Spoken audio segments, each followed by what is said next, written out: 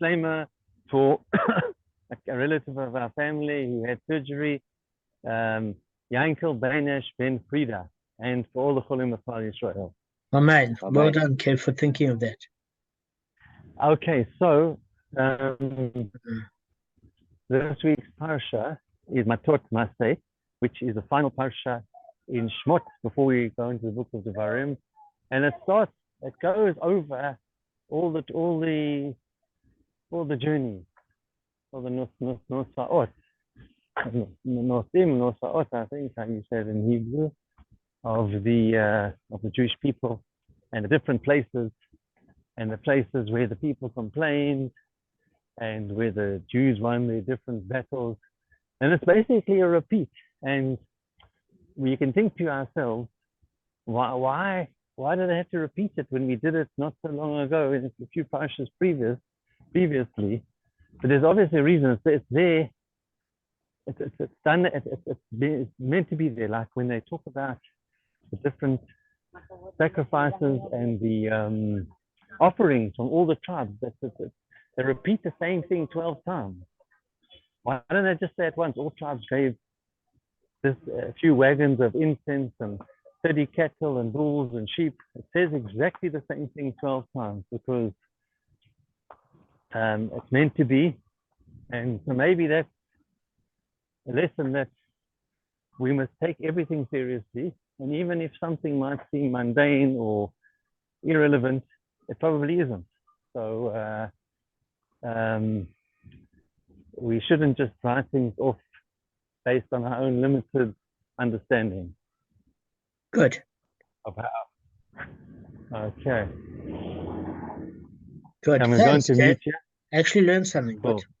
Well done, man. Cool. All right. Okay. Back together. So, guys, let me just give you a quick qualification on a law that an unpaid custodian who falsely claims theft pays a twofold payment. Now, according to Rav Chia Bar Yosef, an unpaid custodian who claims a claim of theft by a thief with respect to a deposit that was entrusted to him for safekeeping, when in fact he stole it himself, is not liable to the twofold payment unless he misappropriated it before he swore.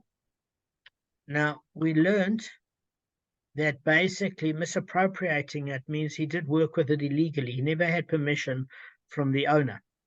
And therefore, he had to have misappropriated it before stealing it to make sure he's liable to the kefil payment. Okay? How do we know that?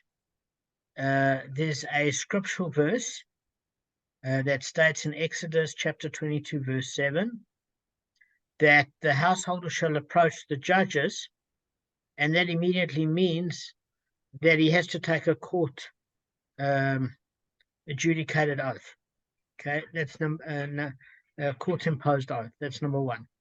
Okay, and the pasuk continues that he did not lay his hand upon his fellow's property. Now that tells you that it has to do with the fact that if he didn't physically lay his hands on the property, it means he never. In order to steal it, what are you going to do? Put the cow in your teeth and drag it with a collar? You need your hands. Okay, so it means you didn't steal it.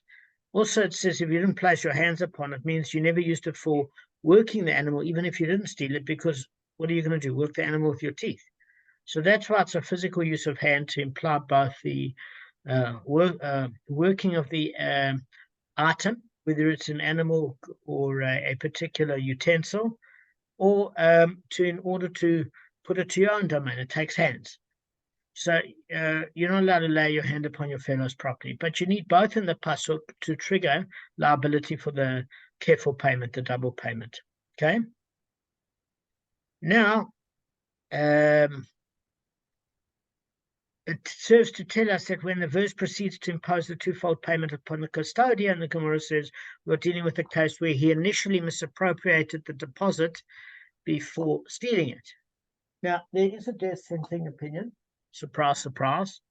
And we learned that Rav Chia Bar Abba said to them in response, so said Rav Yochanan, they taught that a custodian is liable to the twofold payment regarding a case where the deposited animal is still standing by its trough, meaning It's eating. It's not misappropriated, and the custodian was caught working the animal in his own domain, or using the tool in his own domain, or even using the tool, stump.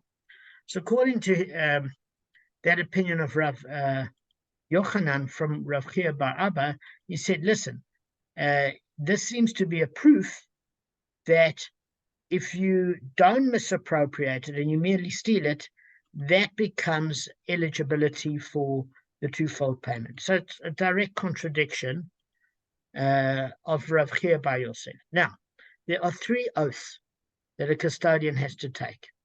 Arthur, what are the 3 oaths? Are you feeding your client? You can't speak. Yeah, I'm kind of busy at the moment. Yeah. Not a problem. Sure. Okay, no problem. Saved by the client. Gavin, what are the 3 oaths that a custodian must take? I've also got a client. No, I'm busy with the client. Sorry, Damon. Okay, for that sheer imagination, you get off the hook, and so does Kevin, because he. No. I've got an idea. Let me just think carefully. I remember those 3. Kevin, if you know, just say it. Otherwise, I'm busy thinking. Kevin, if you remember them. The 3 oaths. If he, they were like quite chilled. Like you had to. It was one. Did you steal it? Did Perfect. you misappropriate it? I think that is in your possession.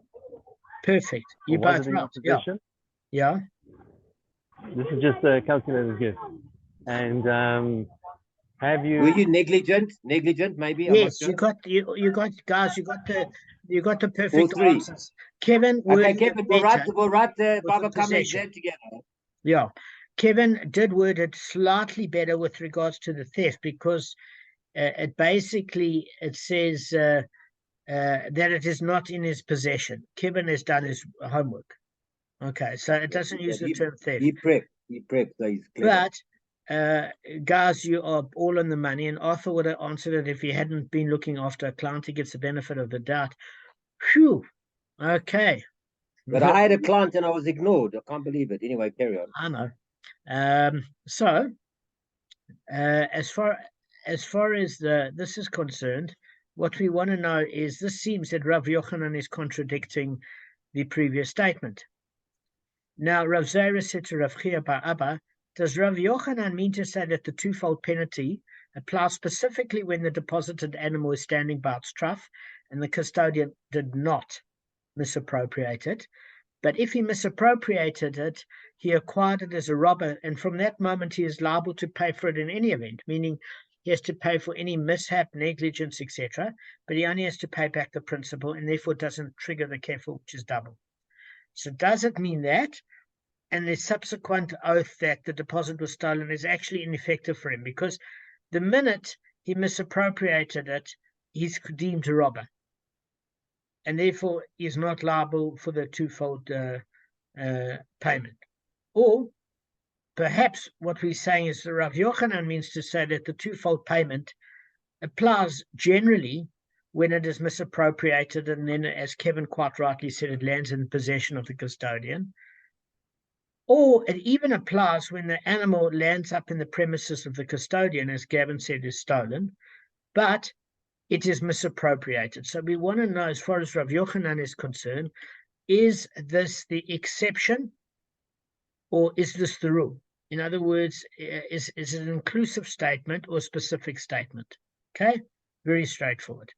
So Rav Chia bar Abba applies to Rav Zera. I didn't hear anything about this from Rav Yochanan, but I did hear a ruling of his similar, where we may extrapolate his intentions from this point. So Rav Asi said, in the name of Rav Yochanan, if an unpaid custodian claims a claim of loss regarding a deposit that has been entrusted to him and he swears to this effect, in other words, as we know that the claim of loss, that a wolf took a sheep and there was a loss, this claim and the oath exempting him of liability, because an unpaid custodian doesn't pay for either theft or loss as long as he was not negligent. Obviously, it's not a case where witnesses come against him, because then it's deemed as those responsible. But we are saying here it's a case He's claiming a claim of loss. He takes an oath to that effect, and then he retracts his original claim and instead claims a claim of theft by a thief and swears to that effect. Now, all of that so far, he's starting off with a claim of loss, changes his story, said it was stolen from him. Witnesses come and testify that he himself stole it. He's exempt from the twofold payment. Now, we want to know why. What's the reason? So there's two propositions. Is it not because he acquired the deposit as a robber with the first oath, meaning the minute he misappropriated it, he's now responsible for it on every level, even for a mishap, and therefore, because it triggers a higher level of responsibility, because he had no position to use it personally, and if it broke in its use, he's responsible. That responsibility is purely for the principal, which means he's off the hook for the double payment. So because he misappropriated it based on his first oath, he's treated as a robber because he said it was lost. So we can see maybe that Rav Yochanan holds that once a custodian acquires a deposit as a robber, his subsequent false oath that it was stolen from him doesn't render him liable to the twofold payment. Why? Because he's judged on what his first claim was, and at that point, when there's misappropriation, he's responsible. So it follows in the case of a custodian who misappropriated the deposit and who thereby became a robber of it, Rav Yochanan will not hold him liable to the twofold payment on account of a subsequent false oath. So that's the one proposition. So if Rabbi Zera rejects the proof and he said to Rav Chia Ba'aba, has nothing to do with that. The reason Rav Yochanan's reason that he chose for exempting the custodian in the case cited isn't because he acquired the deposit through his first oath and therefore he became a robber of it. Rather, it's because he discharged his obligation towards the owner of the first oath. Meaning that is, once the custodian swore that the deposit has been lost, he's freed of liability towards the owner. So he was not legally required to take the second oath in any event. So even if the depositor was upset, sued him again in another court, and judges, unaware that he already sworn, erroneously ordered him to swear that the deposit had been stolen. Basically, second oath doesn't render any sort of legal status because he had a record in another court. And since the kefil is assessed on a custodian only by virtue of a court-imposed oath, his second oath can't trigger a kefil penalty. In the case of a misappropriated deposit, the custodian's first oath is that it was stolen from him, and that can render him liable to kefil, assuming that the kefil is imposed for an oath that follows misappropriation. So, guys, if we can just go back, there was a case originally where one of the opinions are, if a thief claims loss and witnesses come and the court adjures him in court, and witnesses come later to testify to his guilt, and it's a claim of loss, he's indemnified from any sort of payment according to one opinion, but not according to the opinion if he claims that it was stolen, then he has to pay the kefil payment. The other opinion is that he's still liable for the principal if he claims loss, even if it was proved later he stole it himself, but not the kefil payment. So that's what we're saying is the second obligation, is the second reason he's not liable to the kefil, is because he said at first it was lost in an accident, okay? Then he becomes liable to pay the principal because as a perjurer is like a robber, he has to just return that which he stole, but there's no kefil because he never made a false oath regarding theft. So the issue seems to be in this case, the emphasis is not on the theft as much as the false oath. Now, I have a bit of a problem with this from a different perspective, because we learned before that if somebody comes to admit first on their own that they stole an article, they don't have to pay the kefil payment, they only have to pay a principal. Okay? And here it's saying that there's nothing that has to be paid if witnesses come later and we adjure him of the oath. So it must mean, when I did my research, that at the end of the day, witnesses never came during the same trial. Because if the person admitted, there is no kefil fine, by the way, guys, even for theft. So he had to have admitted it before witnesses came against him. If there was a court and witnesses were about to go against him, he's not allowed to speak first and get himself off the hook. Because at that stage it's too late. They're witnesses. He's not doing anything righteous. But if he comes to the court before they're witnesses, he only has to return the item he robbed.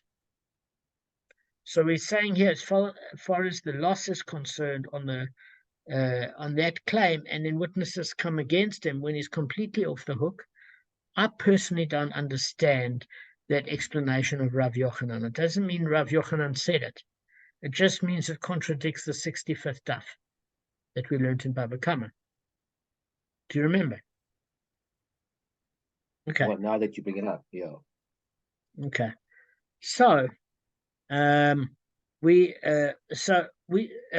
so the Gemara corroborates Rav Zera's explanation of Rav Yochanan's ruling, because it was stated Rav Avin said in the name of Rav Ila, who said in the name of Rav Yochanan, if an unpaid custodian claims a claim of loss regarding a deposit that had been entrusted to him and swears to that effect, and he then retracts his original claim and claims a claim of theft by a thief and swears to that effect, and witnesses come up that testify that he himself stole it, is exempt from the twofold payment because he discharged his obligation towards the owner with his first oath.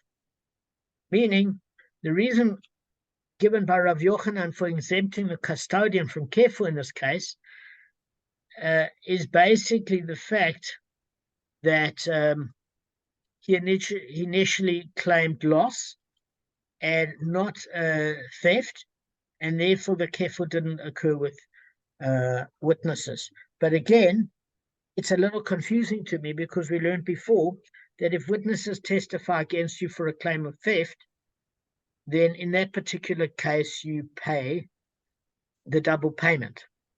You don't actually pay just the principal back. Now, I think the reason it's discerning in this case, and guys, it's not 2 cents worth, is because it's a custodian. Okay? Meaning it's not somebody that just stole an item as a hidden thief. It's a person. Remember that a thief pays double generally. Why? Because he's scared of the opinion of man, but he doesn't mind that Hashem told him no. And therefore he pays double, whereas a robber is not scared of anybody's opinion, so he's a moron. So it's not that he was exceptionally duplicitous and didn't care for the opinion of the great one. Do you get what I'm saying? So that's why he only pays a single payment of the principal. So what we are saying is here is the custodian is obviously treated differently to an outright thief. Now, if the original owner deposited the money or the goods with the custodian and he claims that it was stolen from him and he takes a false oath, it's a false oath that if it's claimed for a loss, he only pays the principal according to one opinion. According to another opinion, he pays nothing.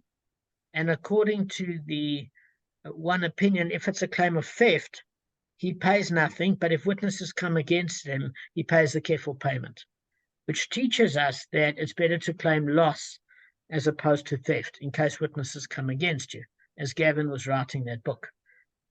Absolutely. And you also, because you don't pay, you pay once, you pay a single payment, you don't pay the kefir.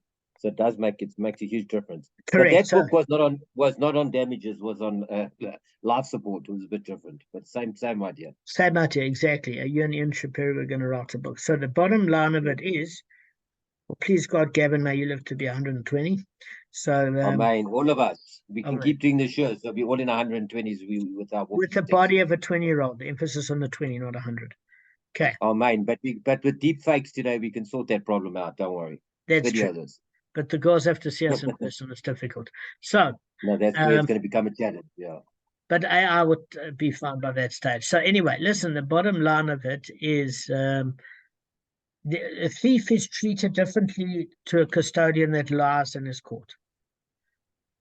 Because it's a false oath that triggers the double payment of theft for theft. Otherwise, it's the principle for loss if there was theft. Rav Chia Bar Yosef stated above that a custodian is not liable to the twofold payment unless he initially misappropriated the deposit, guys. Remember that. Rav Yochanan stated that he's liable if he did not misappropriate it. So that's the two conflicting opinions. And the Gemara wasn't able to determine whether he meant that liability exists specifically in this case or even in this case. Okay, so we're going to cite the opinion of another Moira. Rav Sheshes said, if an unpaid custodian who claims a claim of theft by a thief with respect to a deposit that had been entrusted to him and is found to have stolen it himself, once he misappropriated it before swearing falsely, is exempt from the twofold payment. What's the reason?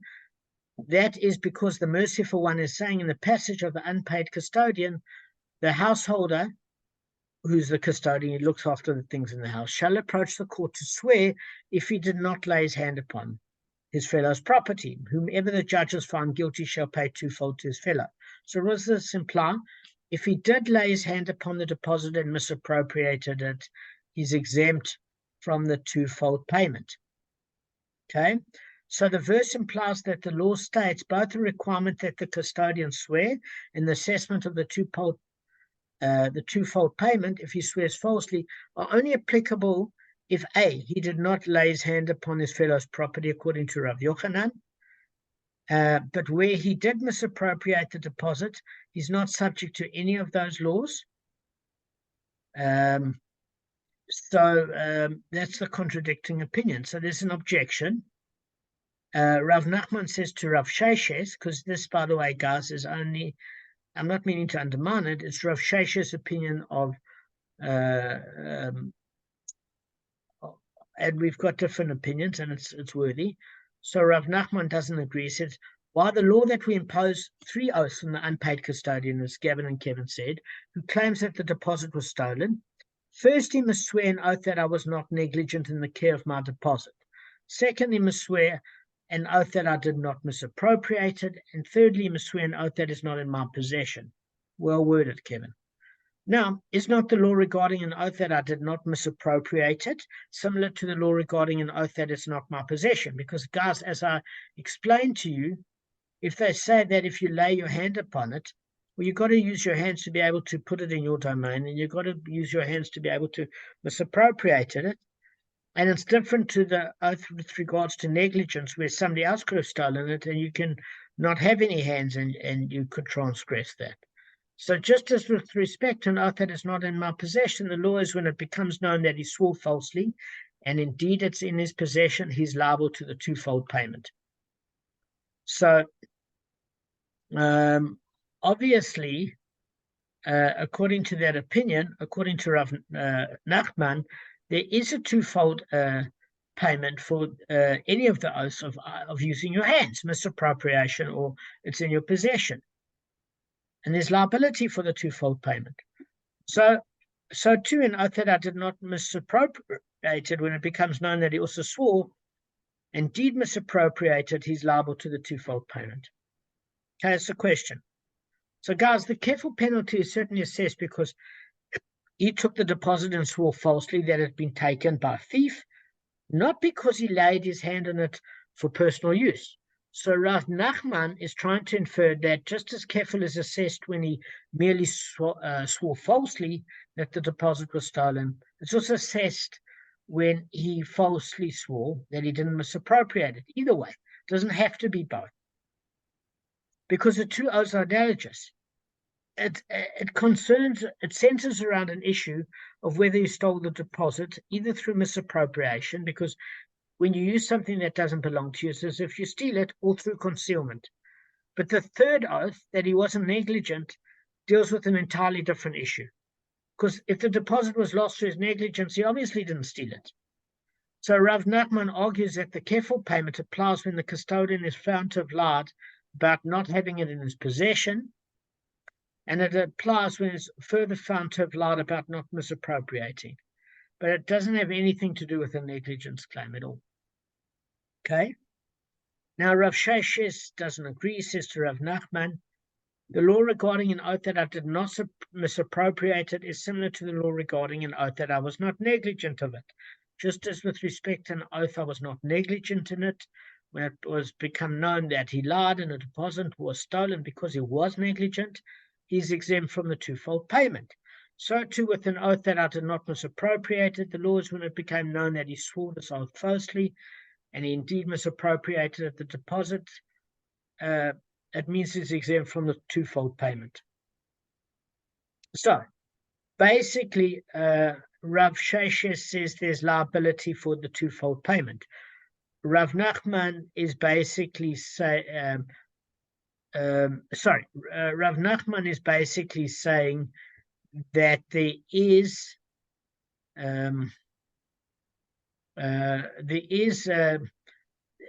the twofold payment if there's misappropriation or you put it into your possession.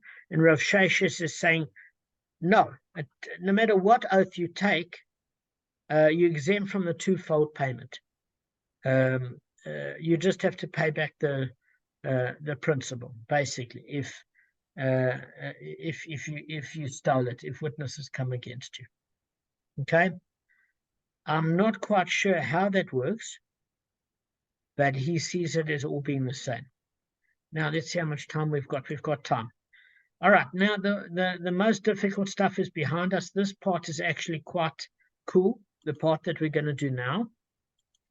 So in a Brisa in 65a and b, in 106a, we learned, guys, that it was taught that if a custodian swore falsely that the deposit was stolen, and witnesses testified that he himself stole it, and he also confessed his guilt, he is liable only to the careful payment, but not to the one for surcharge, despite his confession to having made a false mandatory oath. And the Gemara basically wants to know the specifics of the exemption one with the one for surcharge. Okay, there are two Tanaic opinions. Okay, there's a verse in Numbers chapter 5, verse 7. Kevin, what's the Hebrew for numbers? Again? Bamidbar. Bamidbar. Excellent. Thanks, Kev. So, Bamidbar, Kevin's a wealth of information. He shall make restitution for his guilt in its principal amount and add fifths to it, which implies, guys, that the fifth is added only when the principal amount alone is paid, but not when there's a twofold payment. So Rav Yaakov said that the custodian is liable actually to the kefil and a fifth, but his payment of the kefil, because it's double, automatically includes the fifth as well. Okay, so it means that why? Because if you're paying double, it certainly includes the fifth. You don't have to pay 1/5 and double. So Rami Bava Kamma inquired, is this the precise reason for the exemption, that any money which makes one liable to the careful payment exempts him from the one for surcharge for that same money? Or maybe it's the more precise reason that any oath which makes one liable to the careful payment exempts him from the 1/5 surcharge for that oath. Kevin wanted to know, can you explain over the two different opinions there? Otherwise I'll repeat it. Gav? Not really, no. Gav? Can I break it down, the two explanations? Because we've got to work it out what it is. You want me to repeat it? Kevin or me? Well, if you can answer what the two precise meanings are, then I don't have to repeat it. If you can't tell me, then No. I know what you. I don't know what the individual opinions are exactly, but I've got an idea. Would you go for that? So the bottom line is we want to know if you're paying the kefil, why don't you have to pay the one for surcharge? It's incorporated. It's already incorporated in the kefe, so it incorporates the 1/5. Excellent, but that's only the opinion of Rav Yaakov. There are other explanations. So there are two other schools of thought. So, Gavin, according to Rami Bava Kamma, is the reason for the exemption that any money which makes one liable to the kefil payment exempts him from the one for surcharge for that same money, and that would be according to Rav Yaakov. That's the one opinion. Now, Gavin, there's another opinion. that maybe the precise reason is that any oath which makes one liable for the kefil payment exempts him from the 1/5 surcharge for that oath. So let me explain to you the slight discrepancy. They sound similar. It sounds similar. So Listen to it again. Yeah, you. So any oath which makes one liable to the kefil payment exempts him from the 1/5 surcharge for that oath. In other words, when the Torah teaches that one cannot be held liable to both the twofold payment and the 1/5 surcharge in a single case, Gavin, does it mean that dual charges can't be incurred for a denial of the same money? In other words, because we're dealing with the single deposit that was stolen by custodian. It's one amount of money. It's one value of an item. Yeah, I would say for a single payment. Yeah. Okay, so that's the one. That's the one option. The other option is that dual charges can't be incurred for the same false oath, because but that's kind of saying the same thing, but instead of saying single, it's just saying double. So kind of like... there is a slight difference, and I'll tell you where. And I'll give you a case that's going to come up in the Gemara. The question bears on a case where the defendant made two false oaths in denial of the same money. So the first one, he says, no, it was lost. Okay, it was an accident. Second one, he claims that it was theft. Then he feels bad because the witnesses that don't come against him, otherwise there would be no. Well, when witnesses come against him, he's obviously denying one of those. Because if he didn't deny any of them, there'd be no question that there's a 1/5 surcharge, because he doesn't want to shuva. And yet he made two false oaths, which means witnesses must have mentioned that one of his oaths were false, but sheer implication that they said he stole it himself. So what did he lie about? Was it lost in an accident, Kevin? Or was it stolen from him by another person? Either way, he can deny it, and then there's an issue, and then he pays kefil, but there's no atonement, or he pays kefil with the atonement in mind of the 1/5 surcharge, and basically gives an asham offering to Hashem. So in other words, does the exemption apply because there was only one claim, or does it not apply because there were two oaths? That's the bottom line. Okay. So when there's, yeah. So Gavin, it'll be much more clear when I give the case over tomorrow. Yeah, I think do that. I've got an idea, but it's tricky. Yeah, it's not so simple.